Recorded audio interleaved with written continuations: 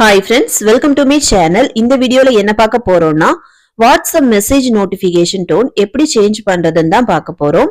நம்ம WhatsApp message எல்லாத்துக்குமே சேர்த்து ஒரே நோட்டிபிகேஷன் டோன் தான் செட் பண்ணி வச்சிருப்போம். அதுல ஒரு சில இம்பார்ட்டன்ட் சேட்டுக்கு மட்டும் தனித்தனி நோட்டிபிகேஷன் டோன் செட் பண்ணி வச்சுக்கலாம். இப்படி பண்றதுனால நம்ம பிஸியா இருந்தா கூட மெசேஜ் டோனை வச்சு யார் மெசேஜ் பண்றாங்கன்னு ஈஸியா கண்டுபிடிக்கலாம்.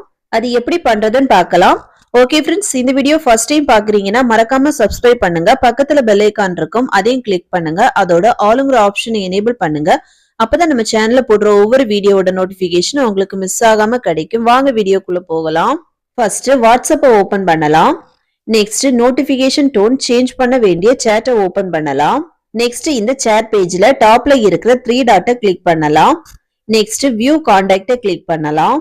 நெக்ஸ்ட் இந்த பேஜ்ல நோட்டிபிகேஷன் ஆப்ஷனை கிளிக் பண்ணலாம். நெக்ஸ்ட் பேஜ்ல நோட்டிபிகேஷன் டோன் இந்த ஆப்ஷனை கிளிக் பண்ணலாம். நெக்ஸ்ட் பேஜ்ல கஸ்டம் ரிங், சிஸ்டம் சவுண்ட்னு 2 ஆப்ஷன் இருக்கும். இதுல சிஸ்டம் சவுண்ட்ல டிஃபால்ட்டா நிறைய நோட்டிபிகேஷன் டோன் இருக்கும். இதுல உங்களுக்கு எந்த நோட்டிபிகேஷன் டோன் வேணுமோ அதை செலக்ட் பண்ணலாம். உங்களுக்கு கஸ்டம் ரிங் டோன் செட் பண்ணணும்னா செலக்ட் ஃப்ரம் ஃபைலை கிளிக் பண்ணி ஃபைல சேவ் பண்ணி வச்சிருக்க டோன் ஆர் சாங்கை செட் பண்ணலாம். நான் இதுல ஒரு டிஃபால்ட் டோனை செட் பண்றேன். நான் செலக்ட் பண்ண இந்த சேட்டுக்கு மட்டும் மெசேஜ் வரும்போது இந்த ரிங்டோன் வரும். மற்ற சேட்டுக்கெல்லாம் ஒரே ரிங்டோன் தான் வரும்.